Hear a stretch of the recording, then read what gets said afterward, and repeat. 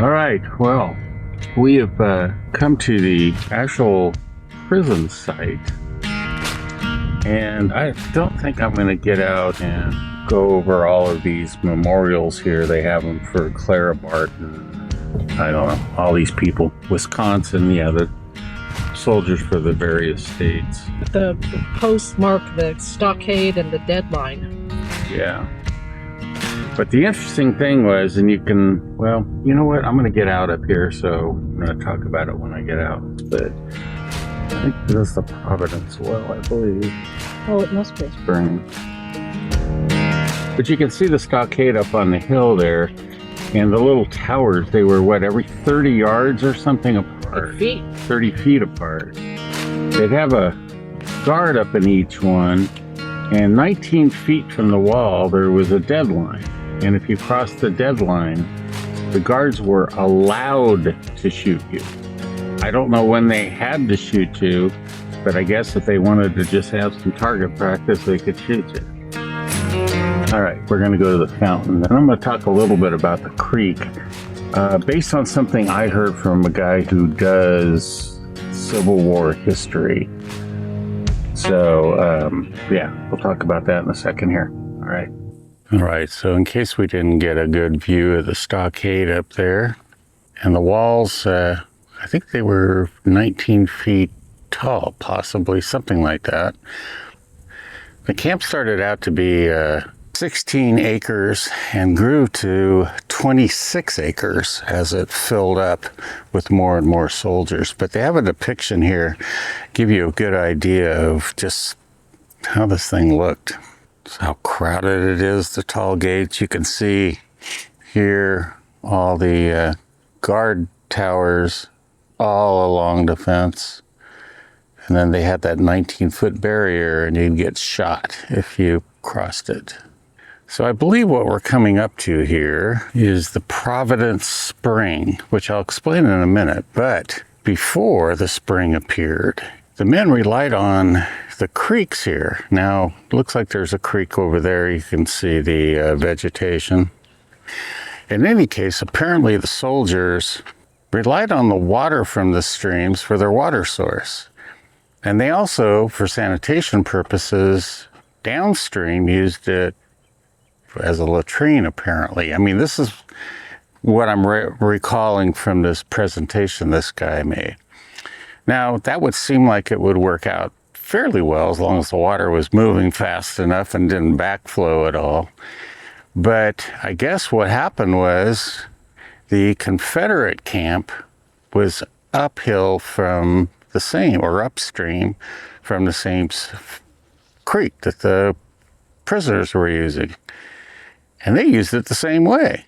They drank from one end, cleaned up and pooped and peed and whatever, you know, use it for a latrine on the other, and that flowed into the camp.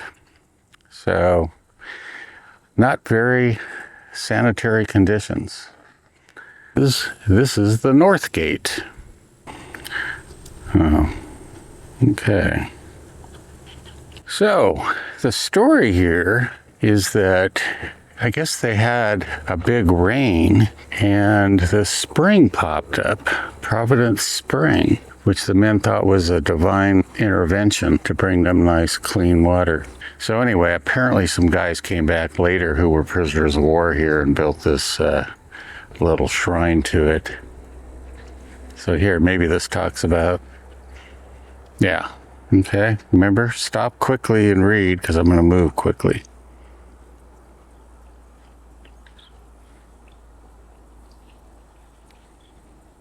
So it does say now that the water is not fit for human consumption, the water that's coming out now.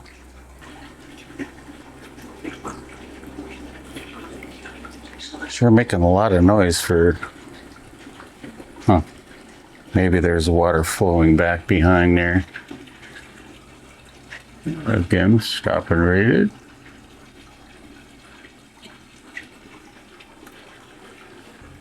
Now this one says there was 52,000 people confined here. 13,900 comrades buried in the adjoining cemetery. All right. All right, so here we have more of the water spewing out. Now this sounds more like what we were hearing inside. So there must be, it's not just all flowing out of that little spout up there, obviously.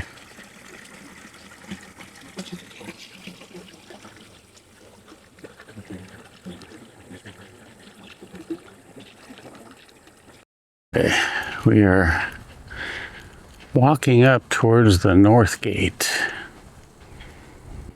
Okay, so the walls weren't 19 feet high. Apparently they were 17 feet high. You can see the picture here, and they were buried 5 feet into the ground. It's pretty amazing. Okay, stop and read quickly.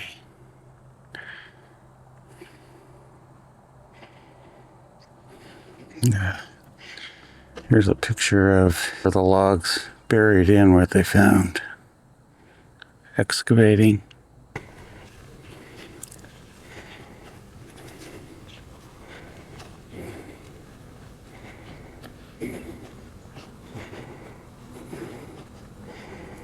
Little man-sized door here.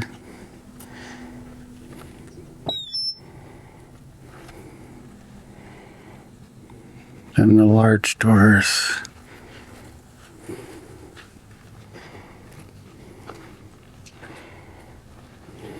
Pretty heavy door to push.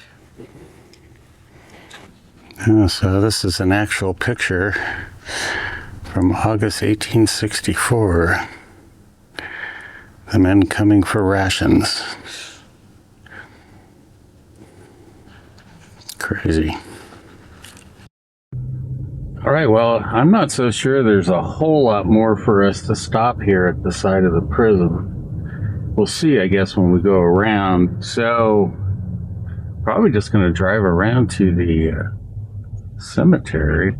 Kind of an interesting place. Pretty notorious, like I said, for And they warn you overcrowding. there's venomous snakes, Yeah. so people don't go traipsing off. You were reading a Carol where you were saying that, like, See the stocking? there was so much vermin Oh yeah. that, you know, the guys would get the ticks off them, Lice. or the lice, and then they'd sit down and they'd be covered with lice again. And I'm sure there were brats, and if they had, you know, snakes, and yeah, what a mess, huh? I wouldn't imagine if I was living somewhere like this, that rat wouldn't last long. Somebody'd be trying to Eat it. All right, so we're headed to the cemetery area, and Carol did some investigation. There was a steamboat. It's the biggest maritime disaster in U.S. history, and nobody knows about it because there weren't any, like, you know, Famous. Yeah. aristocrats and stuff aboard. It was all, what was it? They put 25 or 3,500 guys on a steamship that was only supposed to hold 325 or something. Along with the civilians and It was, crew. I think it was called the Sultana. Yeah, left out of Memphis. Some of them were prisoners from here who had only gotten out like 2 weeks earlier. Yeah, there were, according to some of the stuff in the museum, that hundreds of the 1,700 lost. Hundreds of them had just gotten out of Andersonville a couple of weeks before and were heading back north. Look at this. Look at this.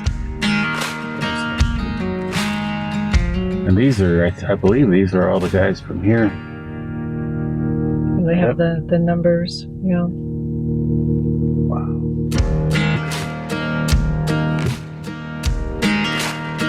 I don't know that we need to get out and look, but we'll drive through.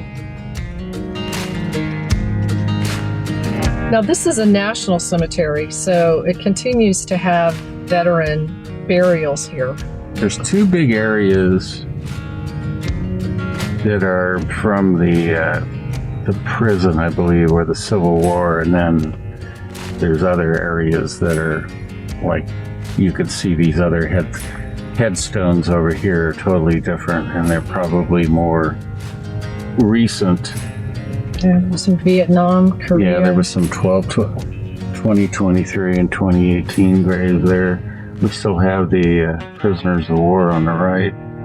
So, like I said, they were able to identify like 12,800 and some odd soldiers, and it was only like 430 something that Had to be marked as unknown. unknown soldiers. Right. This looks, these on the left 40s. are interesting as well. Nope, I think it's more of the. Yeah, these are more of the prisoners. Wow. This Probably the prisoners. goes for. Back up and show you guys. Let's just see. There's unknown. Well, you know what? I'll just use my phone camera here. These are all the way back to the fence there. Or Andersonville prisoners.